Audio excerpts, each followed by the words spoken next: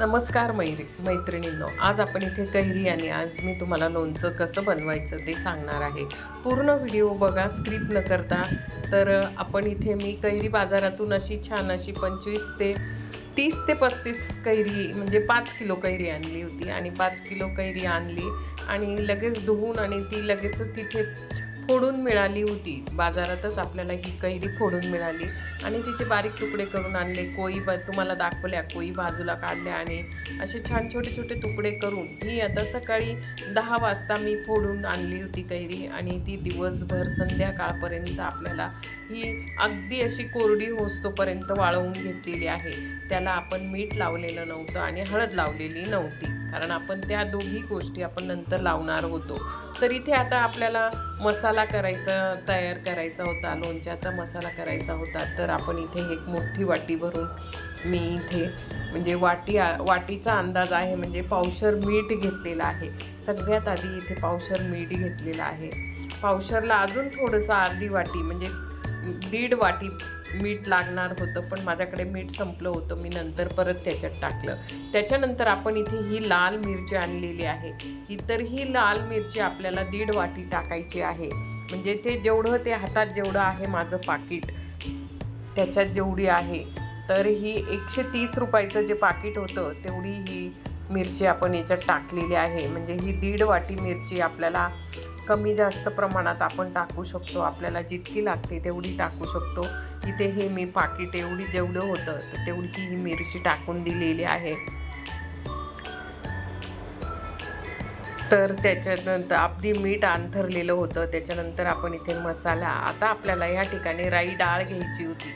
तर मी राईची जी डाळ होती, आपण जी राई फोडणीला देतो ती राई डाळ होती. तर ती मी अर्धा किलो आणली होती आणि मला एवढी वापरायची नव्हती.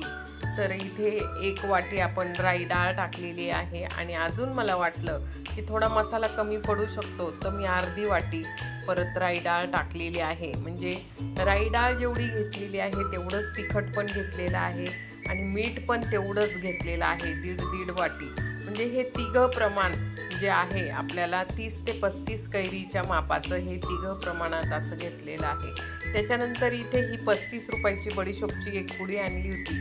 तर ती बडीशोपची पुडी आपण इथे थोडी म्हणजे जास्त मिक्सरच्या भांड्यात थोडंसं 1-2 गरके मारून आणि ती अर्धी ठेवलेली आहे. तर इथे काय बघा, या ठिकाणी वेलदोडे घेतलेले होते, लवंग घेतलेली होती, दालचिनी घेतलेली होती आणि हे असं आपण थोडं 20-20 रुपयाचं जे आणलेलं होतं साहित्य, तर अर्धं साहित्य जे होतं आपण ते मिक्सरमधून बारीक करून घेतलेलं आहे. चक्री फूल, दालचिनी, वेलदोडे, मिरी, लवंग हे सगळं अर्धं बारीक बुक्क करून घेतलेलं आहे आणि अर्धं बाजूला काढून ठेवलेलं आहे. तर ह्या ठिकाणी आपण मेथी दाणा घेतलेला आहे, हा मेथीची दाणा आणि त्याच्यातच हिंग पावडर आपण टाकलेली आहे. मेथी दाणा आणि हिंग. तर आपल्याला लोणच्यामध्ये महत्त्वाचा म्हणजे हिंग असतो, पचनासाठी तो चांगला असतो. त्याच्यामुळे आपण इथे हिंग पावडर आणि जी मेथी दाणे होते ते मेथीचं बारीक बुकटं, तर हे अख्खे जे बाजूला काढून ठेवलेलं होतं ते सुद्धा आपण याच्यात टाकलेलं आहे. त्याच्यानंतर आपण त्याच्यात चक्री फूलसुद्धा मी टाकलेलं आहे. चक्री म्हणजे सुगंधी जे फूल असतं ते मसाल्यामध्ये जे मिळतं ते सुद्धा टाका, कारण त्याच्याने आपल्याला मसाल्याचं छान हे येतो.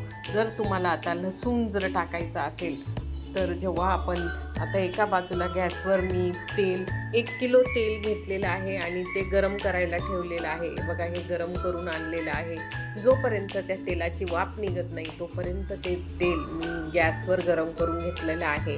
आता त्याच्यामध्ये आपण लवंग, मिरी असं टाकून बघितलं की आपल्याला गार झाल्यानंतर, म्हणजे खूप पण गार आपल्याला ते तेल होऊ द्यायचं नाही आहे. थोडंसं आपला मसाला पण भाजला गेला पाहिजे. असं कोमट झाल्यानंतर आपल्याला याच्यात वतायचं आहे. तर त्याच्यासाठी आपण काय केलं आहे, त्याच्यामध्ये वेलदोडा आणि लवंग, मिरी हे असं टाकून घेतलेलं आहे थोडंसं. तर जोपर्यंत ते असं वरती तरंगून येत नाही तोपर्यंत ते गार होणार नाही. तसं झाल्यानंतर आपल्याला म्हणजे आपली कढईमध्ये आपण ते साहित्य घेतलेलं आहे तर त्याच्यात ते तेल टाकायचं आहे. 1 किलो तेल घेतलेलं आहे. 35 कैरीसाठीचं हे प्रमाण तुम्हाला दिलेलं होतं मी. तर हे बघा असं छान असं हे झालेलं आहे ते, आणि तेल आपलं गार झालेलं आहे, बरंचसं कोमट झालेलं आहे.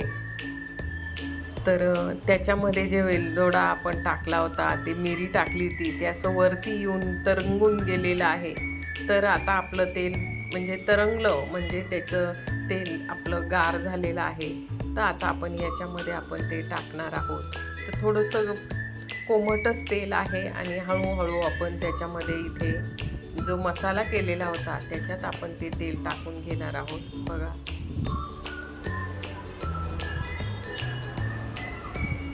अशा पद्धतीने आपण त्याच्यात तेल टाकून, आणि तो मी जेव्हा कैरी फोडली तेव्हा सकाळीच हा मसाला तयार करून ठेवलेला होता, कारण तो तेल टाकल्यानंतर पूर्ण तेल शोषून घेत असतो मसाला, पूर्ण तेल तर कोरडं होऊन जात असतं. तर बघा, आणि नंतर त्याला तेल जेव्हा आपण मीठ टाकलेलं असतं तेव्हा त्याच्यानंतर हे दिवसभर असा ठेवल्यानंतर त्याला, तर इथे माझ्याकडनं हळद राहून गेलेली होती आणि हळद मला नंतरच टाकायची होती. कारण का की हळद जर लवकर त्याच्यात जर आधी टाकली तर ती थोडीशी जास्त भाजली जाते, म्हणजे कोमट तेलामध्ये, आणि तिचा रंग बदलतो. त्याच्यामुळे आपल्याला लाल लोणच्याचा कलर जो आहे तो छान लाल असा आला पाहिजे. त्याच्यासाठी जर आता तुम्हाला मी अर्ध तेल उरवलेलं आहे, जर तुम्हाला गूळ टाकायचा असेल तर जे आपण किसून घ्यायचा आहे. तुम्हाला आता याच्यासाठी अर्धा किलो गूळ लागणार आहे. तुम्ही अर्धा किलो गूळ जर 35 कैरीला, जर आपण हे तेल आपण बाजूला ठेवलेलं होतं तर त्या तेलामध्ये तो गूळ आपण गॅसवर असा 1-2 मिनटं गूळ असा पगळवून घ्यायचा आहे, आणि मग आपल्याला ह्या ज्या लोणच्याच्या याच्यात आहे ते टाकायचं आहे.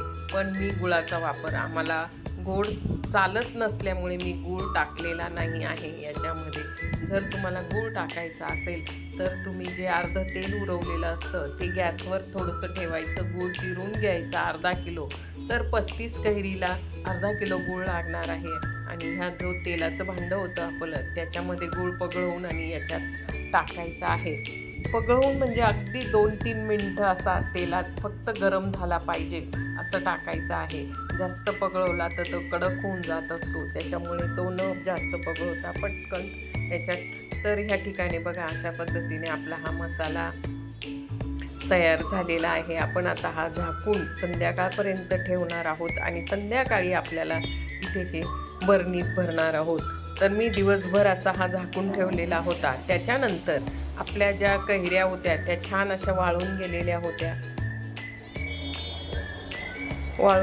होत्या, आणि त्याच्यावर आता आपण इथे थोडीशी हळद टाकून घेतली. मी हळद दाखवलेली नाही आहे तुम्हाला टाकताना, तर ह्या ठिकाणी हळद टाकून घेतलेली होती. आणि ह्या ज्या कढईमध्ये आपला जो मसाला केलेला होता तर त्या ठिकाणी, तर इकडे बरणीमध्ये थोडासा खार, आपली छोटी बरणी होती त्याच्यामध्ये आपण आधी थोडासा जो लोणच्याचा खार होता तो टाकून घेतला, आणि असं पूर्ण लोणचं आपण ह्या बरणीत भरून झालेलं आहे. छान असं हे लोणच्याची रेसिपी जर तुम्हाला आवडली असेल तर जरूर माझ्या चॅनलला सबस्क्राईब करा, लाईक करा, आणि छान छान असे व्हिडिओ बघा. आणि आवडला असेल तर लाईक, सबस्क्राईब